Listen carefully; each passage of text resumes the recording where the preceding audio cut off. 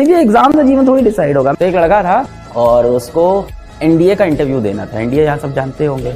वो केरल से निकला देहरादून के लिए, देहरादून में था इंटरव्यू। बड़े गरीब घर का बच्चा था। उसकी बहन ने बोला कि मैं अपने कंगन बेच देती हूँ और इससे जो पैसे आएंगे इससे टिकट करा के चले जाना। कंगन बेचने से इतने ही पैसे आए कि एक तरफ का टिकट हो पाया, दूसरी तरफ का हो नहीं पाया। और एनडीए में यदि आप सेलेक्ट हो जाओ तो आने जाने का आपको पैसा वापस मिलता। तो उसको पूरा भरोसा था कि मुझे आने जाने का पैसा मिल जाएगा। उस बच्चे को पायलट बनना था तो गया भाई देहरादून में और रिजेक्ट हो गया।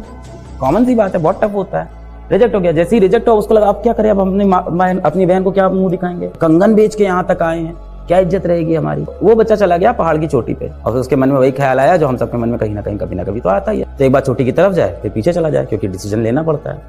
जब वही सोच रहा था तो उसी टाइम वहां पे एक शिवानंद स्वामी आ गए इत्तेफाक से पहाड़ के ऊपर। तो शिवानंद स्वामी ने से पूछा कि बच्चा क्या कर रहे हो।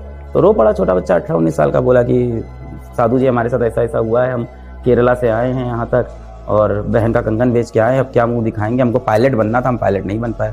क्या है तुम इधर आओ, चलो पहले हमारे साथ। तो उसको ले गए अपने साथ आश्रम में। बोले चलो खाना खाओ, रोटी खाओ, बढ़िया। क्या चलो अब सो जाओ, समय से रात हो गई, चलो सो जाओ। सो गए। अगले दिन सुबह उठे, क्या लो किराया लो, चलो घर जाओ। तो फिर वो फिर से रो दिए कि यार साधु जी हमें तो लगा था आप कुछ सोल्यूशन बताओ, कुछ ज्ञान बताओगे, आप तो ऐसे किराया दे के वापस भेज रहे हो। तो उन्होंने कहा कि तुम पायलट आज इसलिए नहीं बन रहे हो क्योंकि भगवान ने तुम्हारे लिए कुछ बहुत बड़ा प्लान कर रखा है। तो बंदा प्लेन उड़ाना चाहता था तो उसने मिसाइल उड़ाई। डॉक्टर एपीजे अब्दुल कलाम साहब।